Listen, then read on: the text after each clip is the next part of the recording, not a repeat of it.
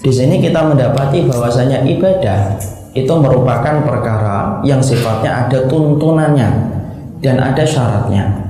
Karena tidak semua ibadah yang dilakukan manusia itu dapat diterima. Saya ingatkan, tidak semua orang yang beribadah dan beramal salih langsung diterima oleh Allah.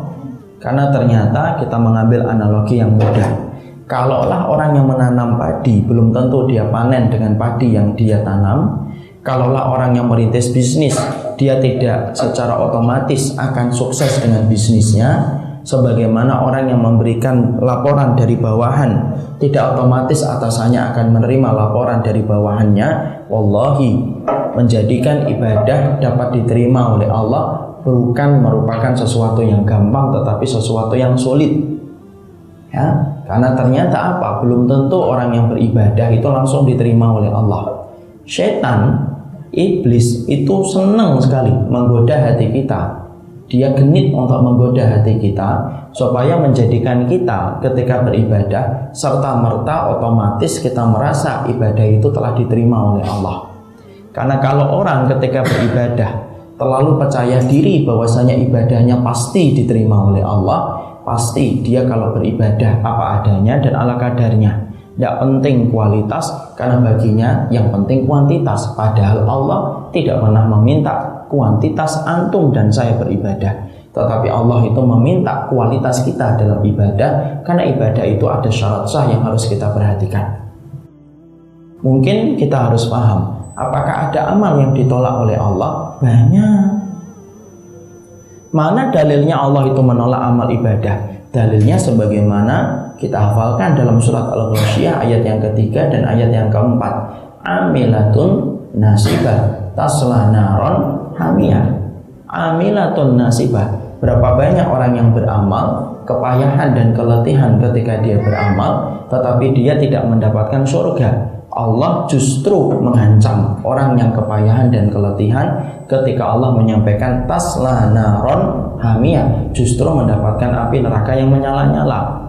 Karena menjadikan ibadah ketika kita letih dan kepayahan dalam ibadah itu tidak ada garansinya dan tidak ada jaminannya bahwasanya ibadah itu diterima. Karena banyak orang yang beribadah tetapi tidak berakhir manis dengan surga, tetapi banyak orang yang beribadah berakhir tragis dan pahit menuju kepada neraka.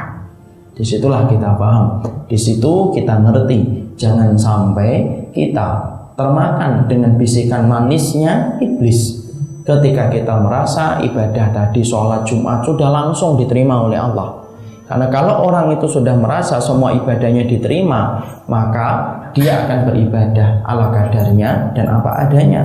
Dan ketika dia beribadah kepada Allah, maka dia tidak memperhatikan bagaimana kualitasnya, padahal Allah tidak meminta dan tidak menuntut yang banyak, tetapi Allah itu meminta dan menuntut yang berkualitas, dan kualitasnya ibadah sesuai dengan syarat yang ditetapkan olehnya, yaitu yang pertama ikhlas mengharapkan ridhanya Allah, dan yang kedua sesuai dengan tuntunan sunnah.